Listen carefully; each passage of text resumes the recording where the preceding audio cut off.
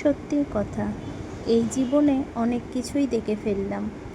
যখন আমাদের রাস্তাটা খারাপ ছিল তখন মনে মনে ভাবতাম যে ঠাকুর কবে আমাদের রাস্তাটা ভালো হবে। আজকের ভাবছি যে কেনই যে রাস্তাটা ভালো হলো। অবস্থা দেখলে আমাদের গলির, দিদি যাচ্ছিল এতটাই জল, আমাদের গেটের সামনে জল চলে এসেছে। এই দেখো, রাস্তা তো ভালো হচ্ছে কিন্তু ড্রেনগুলো যদি আগে না বানায় তাহলে রাস্তা ভালো হয়ে লাভ আছে? তোমরাই বলো তো বন্ধুরা। সবার বাড়িতে বাড়িতে জল ঢুকে যাচ্ছে, রাস্তা ভালো হয়ে তাহলে কী লাভটা হলো? রাস্তাটা খারাপ ছিল সেটাই ভালো ছিল, সারা দুনিয়ায় জল জমে যেত কিন্তু আমাদের এই রাস্তায় জল জমতো না। যাই হোক, চলো, জল তো জমতেই থাকবে কিন্তু পেটেও তো খাবার জমাতে হবে। নমস্কার বন্ধুরা, সবাই কেমন আছো? আশা করি সবাই খুব ভালো আছো। সুস্মিতা ডটেস ফ্যামিলিতে তোমাদেরকে অনেক অনেক স্বাগত। আজকে দুপুরে রান্না হচ্ছে পটল চিংড়ি, তাই ভাবলাম তোমাদের সাথে একটু শেয়ার করি। তো এখানে আমি একটু সর্ষের তেল দিয়ে দিয়েছি। তার আগে আমি কিন্তু পটল আর আলু ভাজা করে নিয়েছি।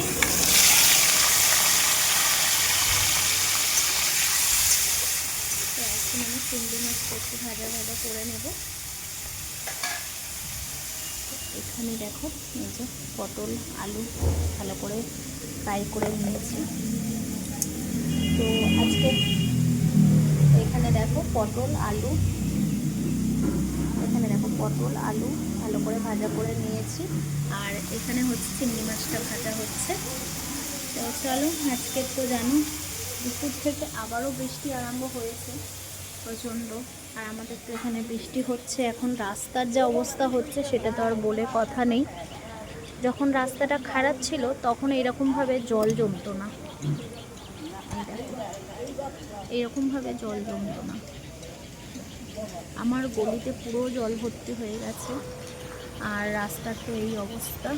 হ্যাঁ, রাস্তা যখন ভালো হচ্ছে গলির মানে সবার বাড়িতে জল ঢুকে যাচ্ছে। ড্রেনের ব্যবস্থা আগে করেনি কিছু না, তারপরে তো ওখানে খালগুলো ছিল সেগুলোকেও বন্ধ করে দিয়েছে।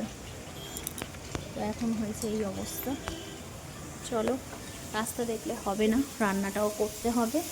তো এখানে আমি একটু লবণ দিয়ে দেবো চিংড়ির মধ্যে।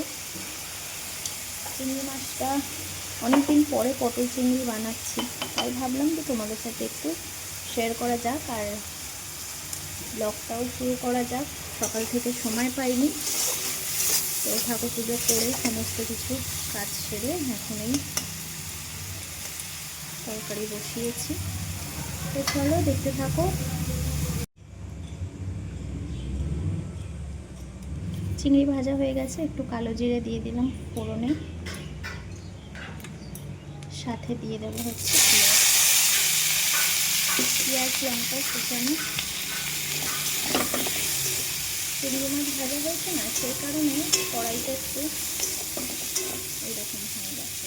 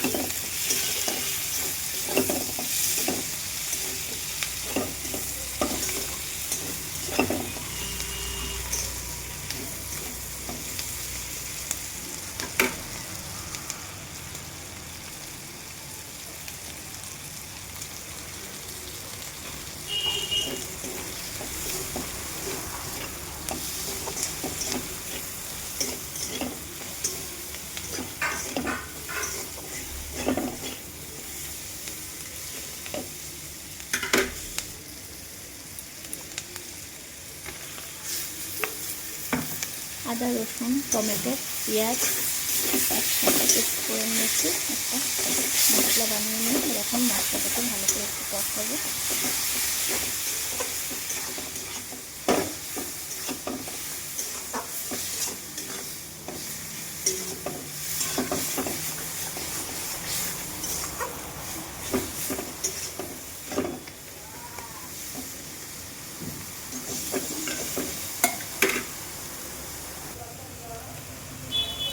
এবার এই যে চিংড়ি পটল যেটা ভাজা ছিল সেটা এবারে দিয়ে দেবো।